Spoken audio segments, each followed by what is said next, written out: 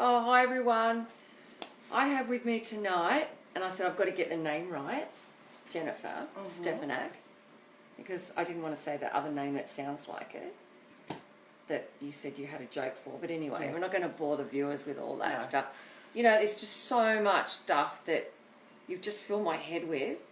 And I said in the promo, because this is about your culture, isn't it? Your Aboriginal culture. My first attempt to do like a message stick. So this is what this is, a message stick. Yes, and it was to give to a media Guru.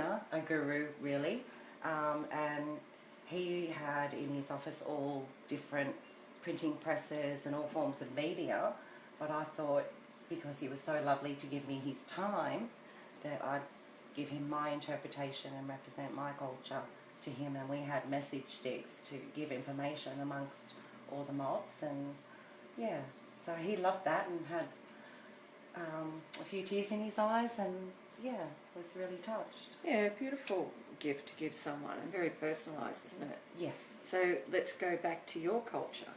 So what tribe are you from?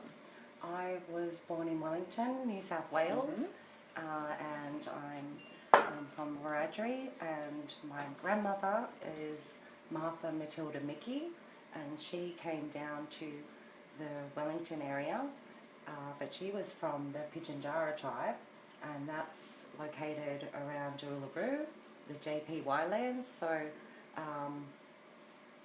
that's the two different mobs that I'm from, and proudly so. It must be great to know your heritage like that, like something to grab onto. And we're talking about, like, we're going to go way back now, because I'm going to pull out this photo. I've got a few props tonight, thanks to Jennifer, so bear with me everyone.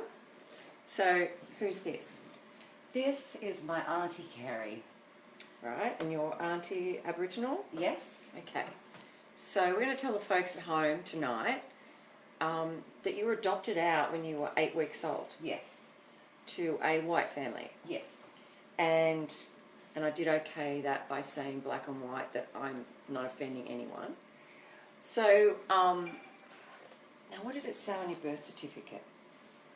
I'm pulling all this stuff out. Like I said, I've got plenty of props tonight. So, on your birth certificate, I'll just show you that little thing here. But it says here, my reason for making this request is that my husband deserted me, and I am unable to care for this child. Wow, when did you get this? Yes, I finally got it literally a few months ago. I've been wanting to get this file about my adoption and birth records for 30 years really, and that's when I found my family. When I was around 20, the government at the time changed the laws so I could access my file, but even though I work as a child protection caseworker for dogs, or FACS now, I still tried since 2006 to get the right form to even get my file. So I was very happy to even know the tiniest little things about yourself that you should know, and that is how much you weighed, how long you were, what your APGAR test was as a baby, certain things that you should have functioning. I didn't have any issues, so I was fortunate and ended up growing with an amazing family. And so you had 3 brothers? Yes, yes. And something that you said to me tonight, that you're going to make available the correct forms that anyone needs to find their parents. Docs file. Yeah, their docs file. Also to contact the unit for adoption information. Okay, so you'll be able to get in contact with Jennifer via her Facebook, or just put something in the comments here, or send a private message. And we'll make sure that you get the correct forms that you need to do this.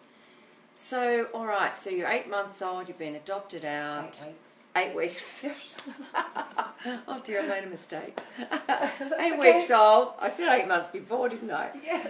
8 weeks old, and you're with a great family, and you've got 3 brothers. Yes, 3 older brothers. So Yeah. being the only girl and the baby of the family, I was very, very spoiled.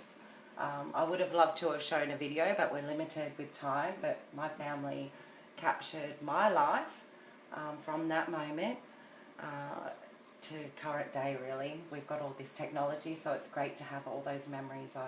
They're just so precious, and yeah.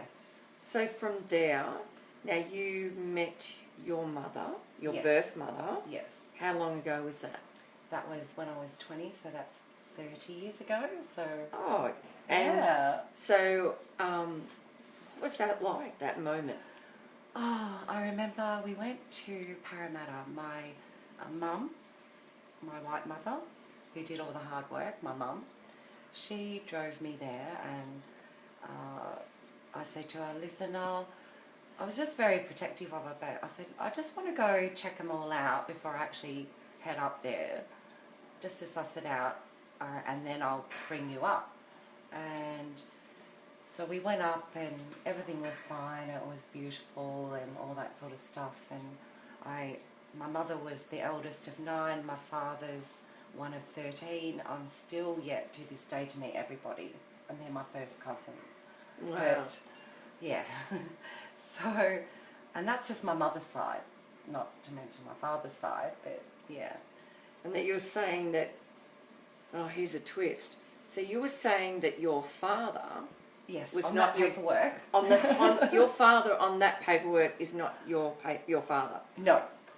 So Right. they got that wrong, and the police actually back then investigated and thought that, you know, listen, this lady's not really telling us the truth, or we couldn't find him, and even though he is the father of my older 2 brothers, but there was no marriage back then. I don't know what happened. She thought she was married. I don't know. Being an Aboriginal back then, an Aboriginal woman, you're so vulnerable, and I'm not, you know, here to judge my mum. I said to her when I first met her that day, you know, I just want to know you. You're my birth mother, and just all those little things. Did you look like her? Oh, definitely. That would have been a bit freaky. Like, how did you feel know. after the event, after you'd met her? Just overwhelmed. The little things like, why your hair is like it is, or why they say I have my mother's laugh, and I've never heard that until I met her. Yeah. So, you know, nature versus nurture. I've got the best of both worlds, my white family, my black family. I'm so proud of where I've come from, and that depicts that on my little stick of, you know, walking together, really. So there's another twist though. Yes. So With my father. You know the show Love Child? Yeah. Well, my Auntie Carrie, that photo that you saw, Yeah. which is my mother's sister, she was the middle of the 9 children, one of 4 and 5 brothers. So she told me that my father tried to date my mother when he was like 16, and my grandfather met him at the not even at the front gate with a shotgun. and so he wasn't sort of good enough back then, and he comes from an Aboriginal family, so I have those influences on both sides of my family. And what about you told me about your mum adopting a child. Is that right? Yes, yes. So your mother... My mother ended up adopting my cousin, her sister's daughter. She was going through a hard time, and so I guess in, you know, out of my heart of hearts or whatever, understand that the loss that she might have felt with adopting me out. And I ended up being her only daughter that was born to her. I've got 2 brothers either side that she had, so I can see why she did what she did. Maybe not agree with it, but I can understand, you know. Stuff happens. I mean, it's in very your life. interesting, your whole, like, family bloodline, you know. I mean, I must say, it's very interesting for me. Yes. So I'm sitting here listening to your stories. And So that kind of gives us a little bit of background as to who you are and how you got to where you are, and how did you become a worker with docs, or FACS as it is now? Oh, an amazing friend that passed away, Ken Banning, encouraged me to work in welfare, and he'd say, you know, you'd make a great caseworker because of my background and because of my own life journey of being a parent and all that sort of details. And also with my white mother growing up, she was also a welfare officer with Care Force back in the day, so while she'd be talking with the clients, I'd be entertaining the kids or playing with the babies, and we'd work as a little team. So, you know, I started out young. I had the best teacher in my mother. So it was a natural progression. And just growing up in the spiritual aspects of life, going to Sunday school, going to church, you know, continuing on learning about my culture. It's amazing. I've met some amazing people that I'm sure know who they all are, and you better be watching. I'm sure they are. Yes, they are. So, yeah, shout out to everyone. You had the best of both worlds, basically. I do. Yeah. And the story just gets better, really. Well, I don't know about better in my world. I'm thinking right now.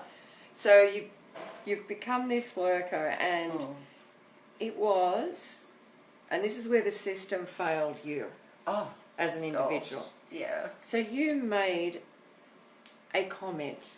Yes. Now, what was that comment that you made? Well, I was talking about conspiracy theories on a smoke break at work outside the building, just with,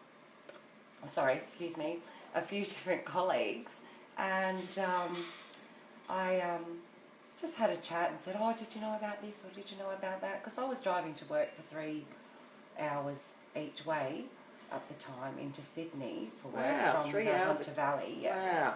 Yes, they found it very hard to give me a transfer, and the saga continues, but hey, anyway, so I just talked about different things going on in the Catholic Church, and that was topical at the time with the George Pell stuff, and, you know, a bit into the spiritual aspects of different things, and doing my own search, and I just chatted with that because that's what I listen to whilst I drive, because there's, you know. Yeah, well, 3 hours is a lot of time to fill in, isn't it?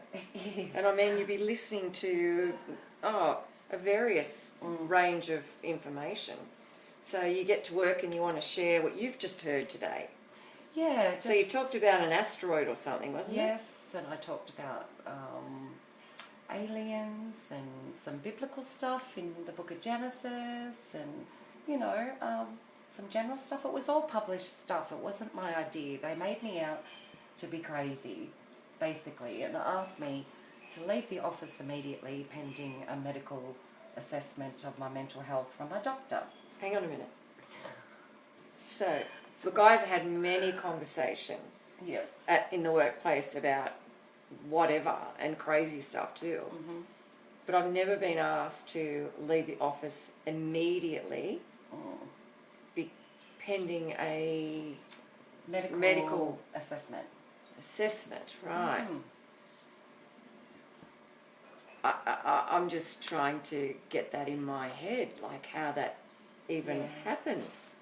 Like, what did you say? Did you say, like, are you kidding me? Or I was shocked, and I actually laughed, which is a pretty typical response when you're in shock, traumatized, also everything, all of the above. I was that day. I felt ashamed. I felt like I had done something wrong. Like, it really does, you know. Makes you question yourself, doesn't it? And I'm not going to swear, but you could imagine. Yeah. I would have too, I'm sure. Yeah. And then the thing is, like, because you're in that position, you don't want to be uncontrollably vocal, or have because a scene. It just gives them more ammunition. Yeah. But you're quite within your right to voice your opinion. Well, I thought it was okay because we were outside chatting. We weren't in a formal setting. I wasn't with a client. I wasn't in a meeting with staff, whatever. But apparently so, but two people had actually gone to report me, unbeknownst to me. So it would have been nice for my manager to talk to me. We have different protocols in government, and that wasn't the way to deal with it. But this is even another little twist. It's a bigger story of 8 years that I've copped of bullying and harassment in the workplace. Wow. This is just a slice of the story. Wow. So you actually represented yourself I in did. an anti-discrimination case. Yes. And won. Yes. Did you hear that, everyone? I'm going to say that again. So you actually won your case, an anti-discrimination case. Yes. That you actually supported yourself. Yes. Like I couldn't afford... you represented yourself. Yeah, I couldn't afford a barrister. It is designed to represent yourself, but the system, again, in other areas, how... It's impossible. It was hard enough for me, and I work in that sort of area, in the legal stuff, to respond to all the... Like a big folder I showed you of work that... Where is that from? Put together. It's down here. Well, let's just have a look, because... But like... that's what you've got to do. Check it out. See that? Now, if anyone's going through this situation right now themselves and they want a bit of assistance, you know, like, please message us. More than happy to help Yeah, because people. Jennifer will help you. Because she's been through it and she won a case. Like, that's just incredible. I know. That's just... for once in my life, I'm speechless. How does that happen ever with me? I know, it's a miracle. I'll drink to that. Some H2O. It's a miracle. Oh dear. I just think, you know, like how many times in life are you in situations where you're just saying what's on your mind? Yes. And you were saying what's on your mind, you're sharing information, and next minute you have to have a medical assessment. I know. I passed So that. You passed that. Okay, all right. So you were asked to leave immediately. So you went home. What happened after that? I jumped through all the little hoops and had little meetings. It was pretty obvious that they weren't able to outright say those particular reasons. What they do, and this is another systems abuse with government management when they don't like you, is use everything else as a smoke screen. Hence the thick paperwork. They throw paper at you on purpose. They do it to clients. I've seen them in... To intimidate you. It is. It's a way of bullying and harassment. That's part of it. So you won, though. I did, against their... Like, how long did that take? 2-day hearing it was scheduled for. It ran over 2 years. 2 years. Yeah. Wow. All up from woe to go. Because I didn't know if I'd be even eligible, let alone have all the right information. You've got to have evidence. You've got to pick your battles. You've got to have your evidence. And I believe most of all, I come from strong people, black and white, that progressed and excelled. I'm so proud of my Aboriginal family, just amazing, educated people. Just to stand up to this stuff, because bullying and harassment's just got to stop. It's soul destroying. Like, I appear all right, but I tell you, I'm not. But I have amazing people around me and an amazing family, and I'm blessed with 2 families. Like, I've double everything. Yeah, lucky you, hey? I know. Wow. So, So are you working back in the system now? no, I'm playing the workers' compensation game. And Gosh, that's frustrating when you want to work. Yeah, because I actually have some more matters that will be heading towards the courtroom as well as we speak. So I can't really mention that, but all the stuff about I'm sure my you'll give me the discrimination... scoop. Oh, I will.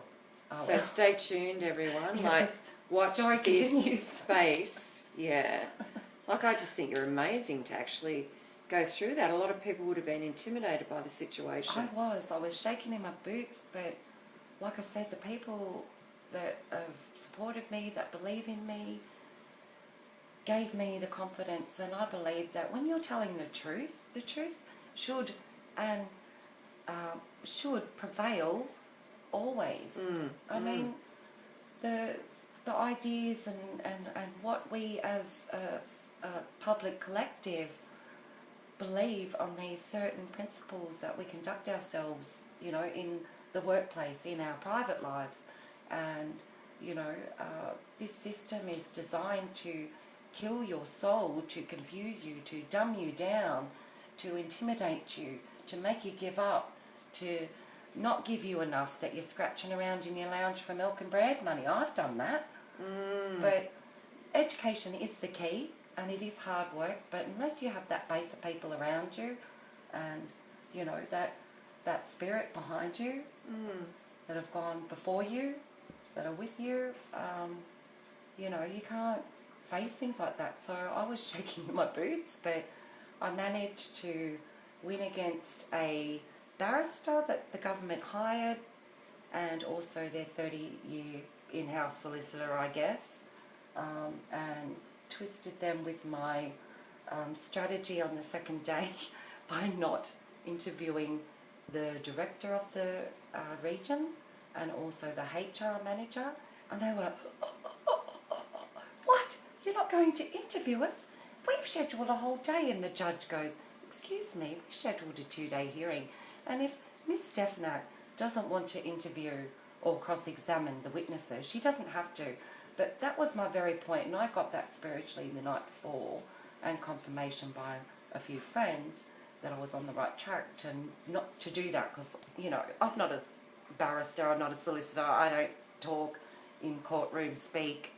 I'm only there just to tell my story and tell it with dignity and respect for the system, even though it doesn't respect us so much, but, you know, but it did win out for me. And the judge and her professor, her assistant, I could tell at times, but they're like poker faces.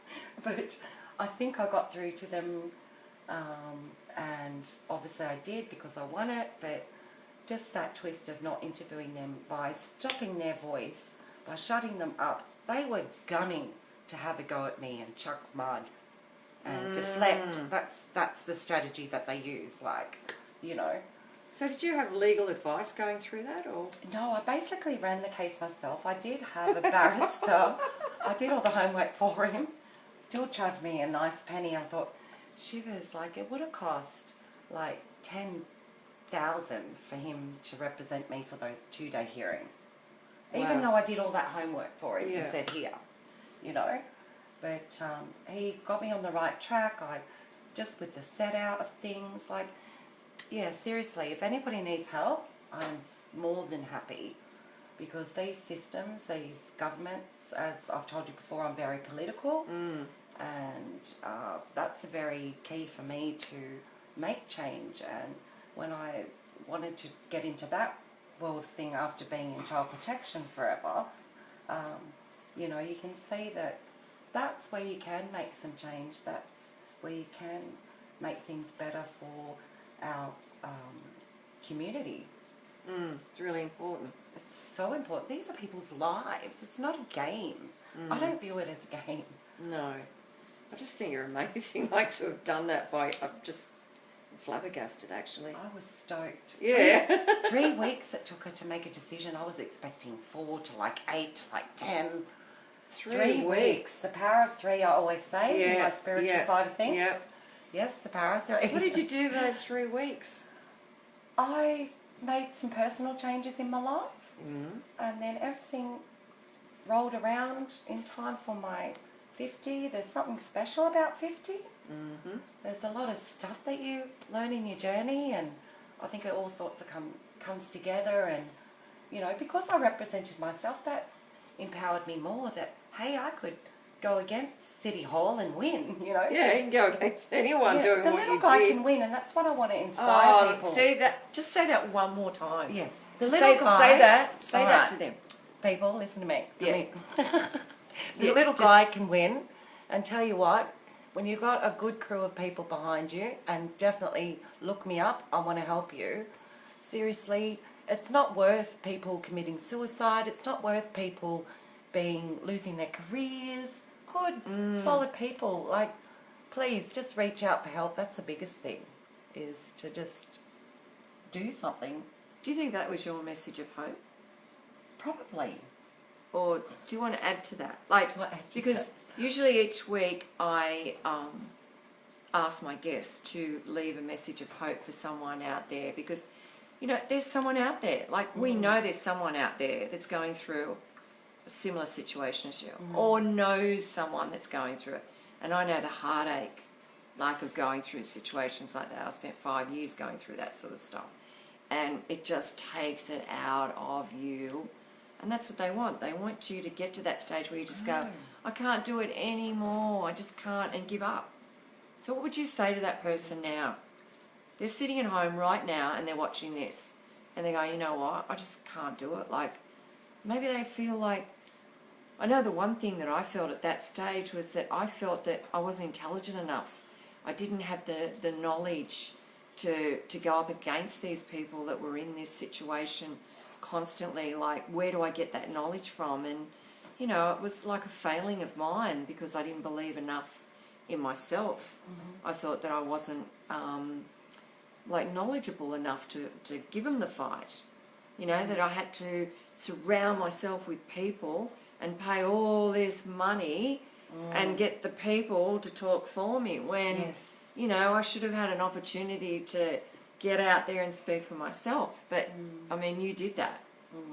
So, I mean, that's amazing. So, what would you say to that person right now? What I would say to anyone, including myself, and I can only base things about me and what's happened for me, but like I was saying, in the last year or two, I've significantly changed my life, and the key to that change is that I simply loved myself. If you don't love yourself and surround yourself with people that love you, you can't grow and be supported. And you can't do, we're all connected spiritually. The system does not talk about how we are as a person, which includes the spiritual aspect or your soul, whatever. But just that aspect of a person, it starts, even with working with my clients in docs or facts, change has got to start with you. But you've got to speak up, and hopefully someone in your circle, in your tribe, will notice, will see, and usually it's a given. When people love you, they love you, and fortunately I have people that love you, and as I love me, and as I grow, I can love others, and we can all support each other through anything. We're so powerful. But love is the key, and reaching out, and if you don't have anybody, just reach out to me. There you go. You couldn't ask for anything better than that. Like, thank you, Jennifer. Yeah, goosebumps for sure. So you know you're not on your own. And if you feel like you're on your own, just reach out to us here. So, let's hope we can help someone out there. So I'd like to thank some of the people that have joined us tonight. And if the producer could just hold that up a little bit. It's all about my eyesight, we know, yes. So, we have Bindi, is that right? Chelsea Burke. Hey, Chels. And Deb Frigno. So, I've actually, Deb, I have interviewed you. Deb, hey, and, oh, this is a hard one. Bronwyn Crookson. Yamini Mekha. Oh, from India. Hey, thank you, India, for watching. Thank you so much. Denise Lloyd. Charlene Murphy. Colleen Dandelion. Thank you, Colleen. Ian Edwards. Remy Castle. Sharon Sharp. Cheryl Rathborn. Simon and Julie Hutchison. Thank you so much from... That's small. Yeah, I know. It's really hard to read. And you'll be giggling at that. I know Simon and Julie because I just know. You just know. So I just know they'll be going, yeah, that's right. Like, And we've got Sarah. Oh, look here. Hang on, work with Right. us, people. Now let's just do this. Normally it's in really thick black outline texture that, you know, I can see really well. But tonight it just seems to be in this really fine black print. So Sarah Watson McDonald, Deb Connor, Shezzy Ann, Vicky Louise Williams, thank you Vicky, Denise Martin, thank you, Larry Lowe, Claire Reed, Arch Ashkat Modi, thank you again from India, Gary Bentley, Alana Jack, Mel Kate, Colleen Dandelion says, the mental health system is corrupt also. They force inject innocent people. Yes. The government are corrupt. Yes. And I'm reading that as a note. So Tracy Armstrong, thanks for viewing tonight. Emma Louise Mason, Darlene Barrett, Kylie Young, Margaret Moffat, and Colleen Dandelion says, you are so correct, Jennifer. Good on you, Jennifer, for representing yourself. Noah Martin, you are the voice. Mel Burke, Kelly Peckman, Mel. Gary Williams, and thank you everyone for tonight. And, you know, all I can say is, like, have faith in yourself and know that you can do it no matter what it is. At least have a go. And, you know, if you're feeling a little bit down about it, go and talk to someone that's going to give you a bit of a pickup. And, you know, and if you're really feeling down about life in general, you know, there are wonderful organisations that you can go to and get help, such as Lifeline. You know, there are people that you can ring and get help. But, you know, connect with a neighbour, connect with a sister, a brother, an auntie, an uncle. You know, find your tribe. Just find your tribe and connect with them. And, you know, your beautiful friends and everyone like that. So, you know, all I can say is that in life, know that everything will be okay. Just surround yourself with love. And know that, you know, life's going to be okay. So Yes. we'll do the thumbs up. Yes.